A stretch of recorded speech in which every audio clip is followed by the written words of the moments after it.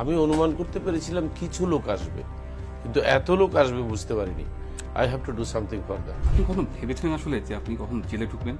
মনে রেখেন, আমরা যদি ব্যবসা করতে যাই আমাদেরকে কিন্তু জেলে পাঠাইতে পারে, এই জন্য যে ব্যবসা বন্ধ করো নাহলে চলে যাও। This system not only liberate an individual, it liberates the entire country and politician doesn't like it. কিন্তু আমাদের দেশে আপনি জানেন, আপনি 500 টাকা দিয়ে একটা রাজনৈতিক কর্মীকে মোটিভেট করতে পারবেন যে people should be liberate financially. জেলে যাওয়ার কারণ কি ছিল সেটা আপনি যদি রিমান্ডের জিনিসগুলো শুনেন তাহলে আপনি বুঝে ফেলবেন। এই বেকারত্ব নিরসন করতেই হবে কোনোভাবে। তখন আমি বললাম, আপনি যে আমাকে কোম্পানি বন্ধ করতে বলতেছেন তাহলে আমাদের কোনো ফৌজদারি অপরাধ নাই।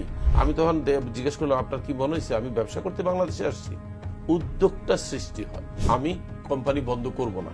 আপনার কাছে মাঝে মাঝে মনে হচ্ছে যে আপনি রাজনীতিক খেলার পাত্র? ওই যে হেরেছে এই অপরাধে আবার আমাকে প্যাকিং করে আবার নিয়ে গেছে। আমার বিরুদ্ধে ফৌজদারি কোনো 420ও ছিল না, 420-এরও কোনো অপরাধ ছিল না। আমি বললাম, ডেস্টিনি মানে হচ্ছে ভাগ্য, নিয়তি, গন্তব্য। আপনার কাছে কি মনে হয় আপনার 45 লাখ বলা হতো, এই সদস্য কি আপনার সাথে আছে? ডেস্টিনিকে আবার শুরু করা। যদি জনগণ আমাদেরকে টেনে কাউকে যদি দায়িত্ব দেয় সেটা টোটালি ডিফারেন্ট কথা। নতুন নেতৃত্ব তৈরি হোক, আমি তরুণদের নিয়ে কাজ করতে চাই।